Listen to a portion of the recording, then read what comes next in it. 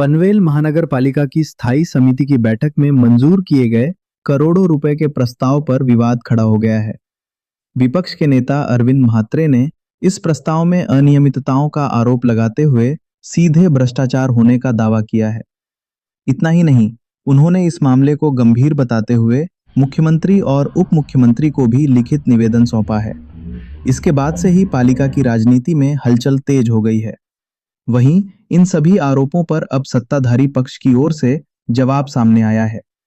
स्थायी समिति के सभापति बबन मुकादम और सभागृह नेता प्रकाश बिनेदार ने आरोपों का सख्ती से खंडन किया है। उन्होंने कहा कि संबंधित प्रस्ताव को सभी नियमों और प्रक्रियाओं का पालन करते हुए मंजूरी दी गई है। साथ ही फिरते शौचालय से जुड़े प्रस्ताव को फिलहाल अस्थायी रूप से स्थगित कर दिया गया है। आत्ताच तुम्ही आमच्या सगळ्या ज्या आमच्या मनात होतं ते तुम्हाला सांगितलंय।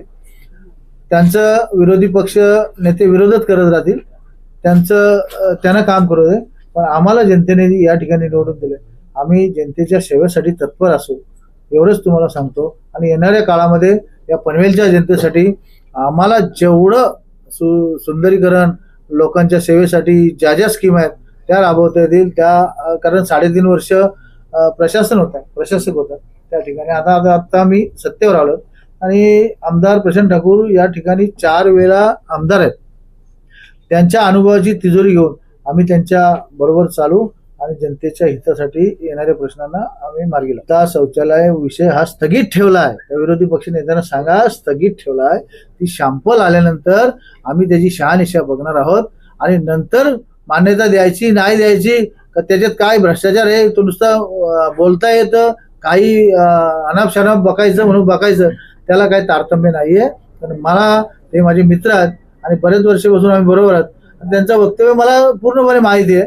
त्या हिशोबात जास्त काही बोलायची गरज नाही मला। त्याचा एकही रुपया वाया जाणार नाही, कारण या ठिकाणी लोकनेते रामशेठ ठाकूर साहेब, आमदार प्रशांत ठाकूर साहेब, सभागृह नेते आहेत, इथे महापौर नितीन भाई आहेत, आमचे बिनेदार साहेब, आमची सर्वच जाणकार मंडळी आहे।